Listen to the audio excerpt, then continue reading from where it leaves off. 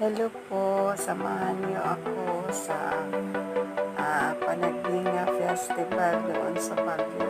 Bakasyon kami at naka-standby kami doon sa SM kasi overlooking ang SM doon.